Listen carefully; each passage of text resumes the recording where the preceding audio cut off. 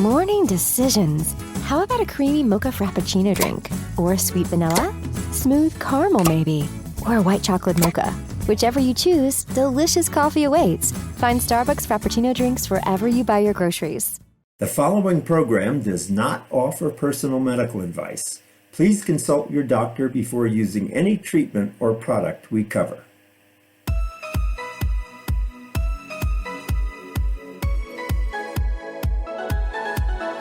Welcome to Go to Health Media with your host, Jonathan Marks. We provide a welcoming environment where experts educate you on important health topics, answer your questions, and provide information from which you can benefit in consultation with your doctor. You can visit and subscribe to the show at gotohealthmedia.com. And now, here is Jonathan Marks. Hey everyone, this is Jonathan Marks. Welcome back to another show of Go to Health Media. Please join us each week and subscribe. You go to gotohealthmedia.com and then press the button that says subscribe or update and can join us for more shows. So today we're talking about Medicaid, and if you know people who have Medicaid or you're on Medicaid, listen up because there are a lot of big changes coming in 2025. Medicaid covers 1/5 of the U.S. population. That's 72 million Americans.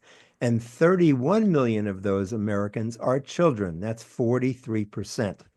We've seen articles in many news sources that say the incoming GOP Congress intends to cut Medicaid.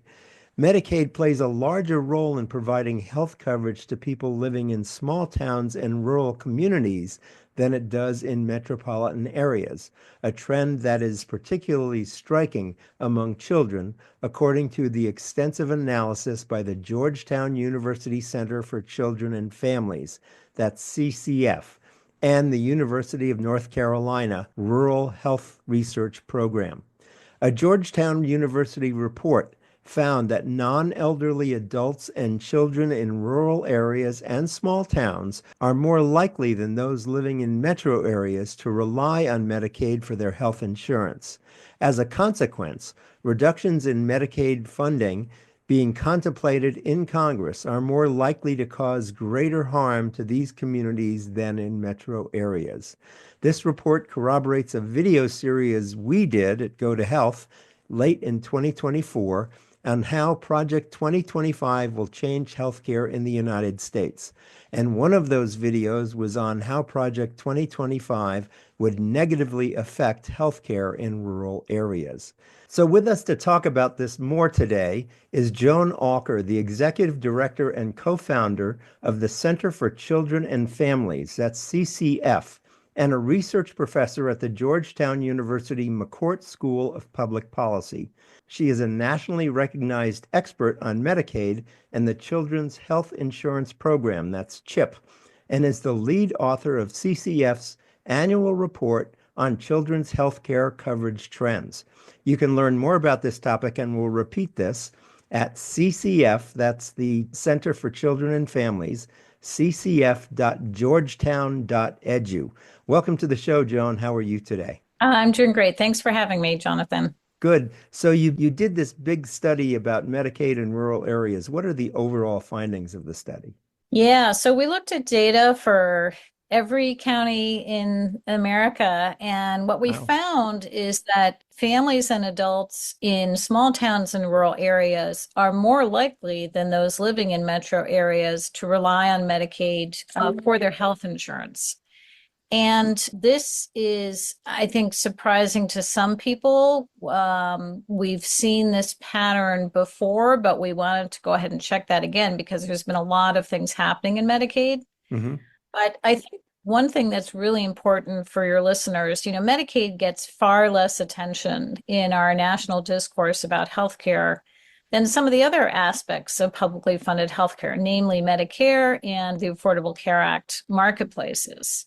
But in fact, Medicaid is covering more people than Medicare and far more people than those ACA marketplaces. So Medicaid is really operating throughout the lifespan of folks in this country. It is the largest payer of births.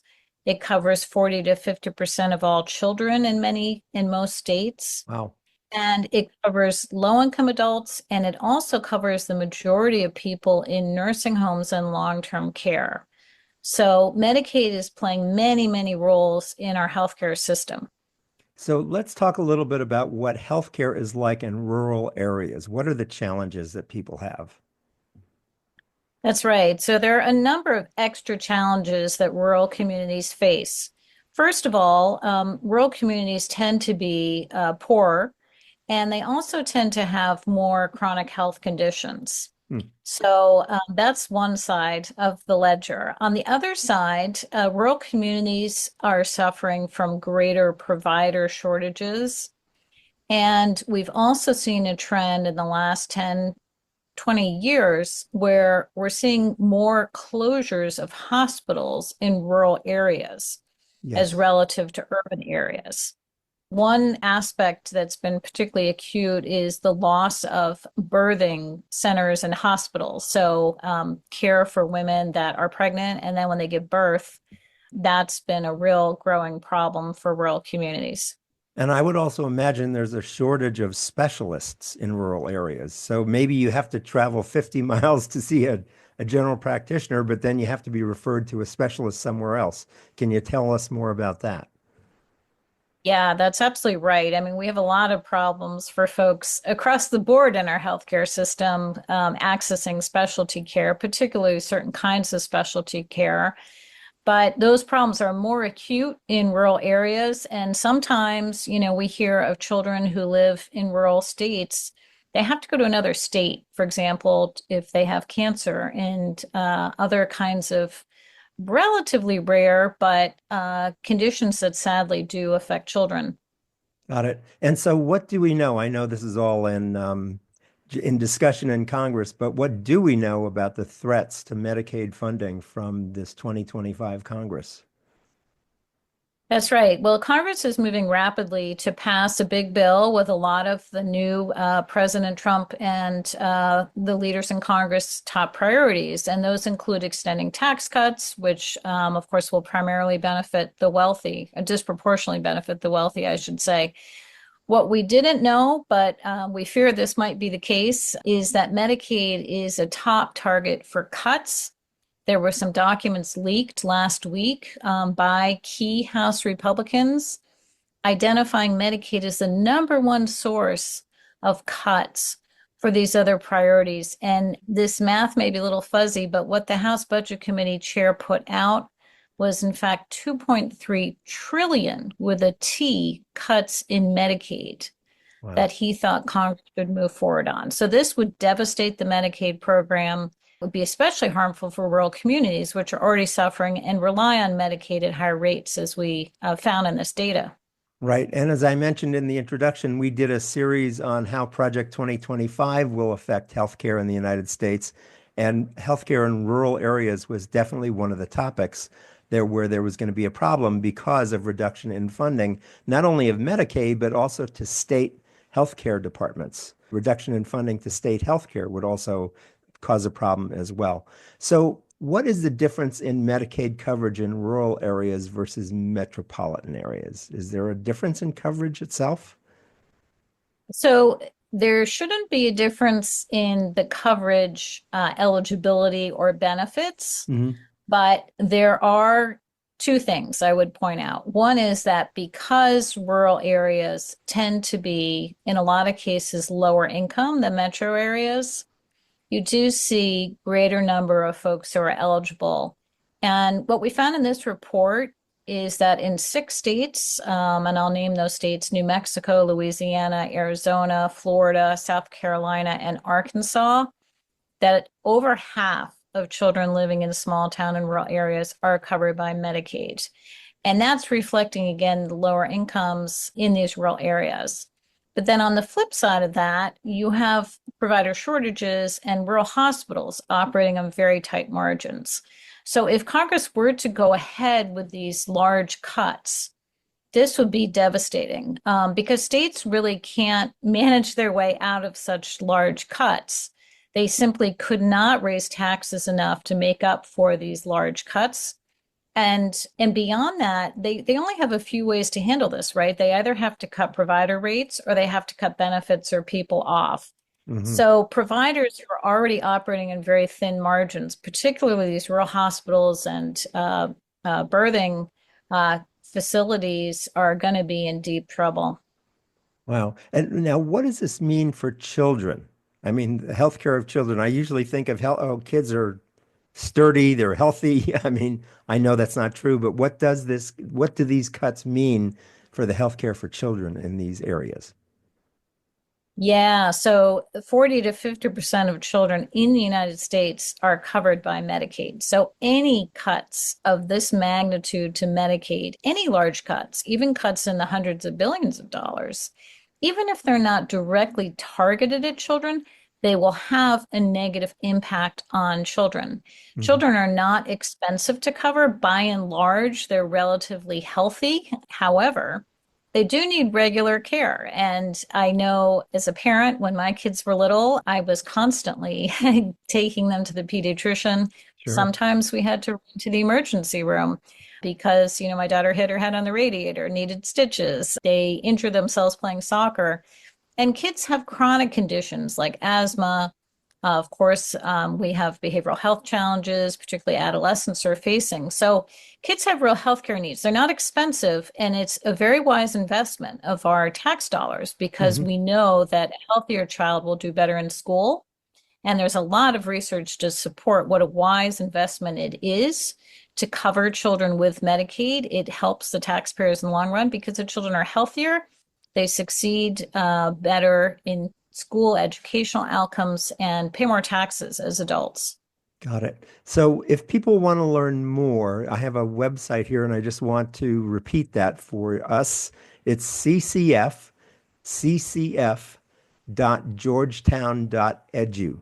ccf.georgetown.edu. And what will people learn when they go there? Well, we have a lot of materials. This new report has county data for every state and county in the country. You can see, look up your community, see how many folks are covered by Medicaid. We also have an active blog, and we're keeping track of the congressional debate. Hmm. So if you'd like to keep track of the congressional debate on what they're saying and doing about Medicaid, our blog is a great resource to tune into. Got it. And I also wanted to ask about Native Americans and Alaska Native residents and of tribal lands. How are they going to be affected by this?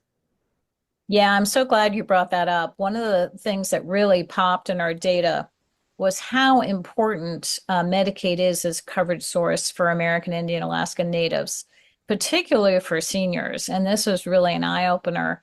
When you look at the overlap of some of the counties and tribal lands, you find that as many as two-thirds of seniors, for example, on the Pine Ridge Reservation, South Dakota, are actually being covered by Medicaid. Hmm. We think of seniors being covered by Medicare, but low-income seniors are covered by Medicaid as well.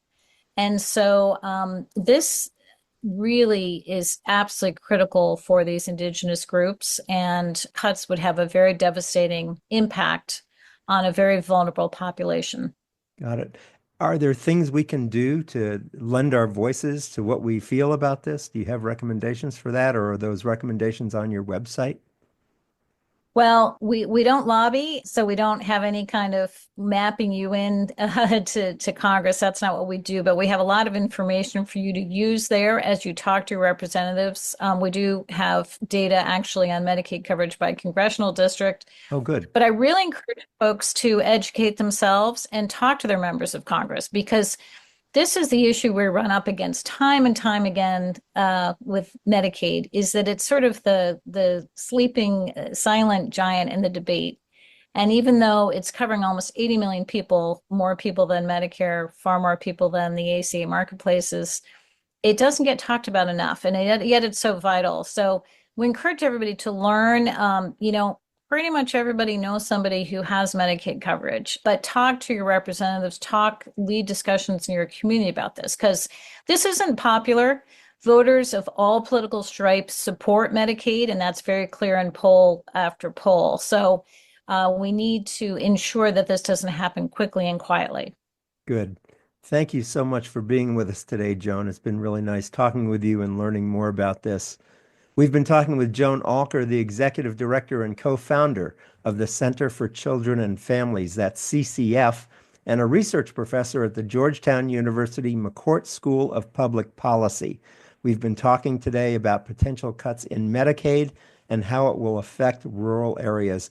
Thanks so much for being with us today, Joan. Thanks so much for having me. Thanks so much for covering this. Good. And remember, if you want to learn more, you can go to ccf.georgetown.edu.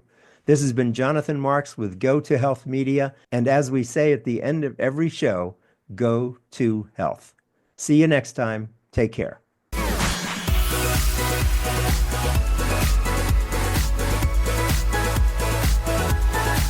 Thank you for tuning in this week to Go to Health Media. Be sure to join Jonathan Marks and another health expert next time. You can also catch the program on your favorite podcast platform. Until our next show, be sure to visit us on the web at gotohealthmedia.com and elevate your life.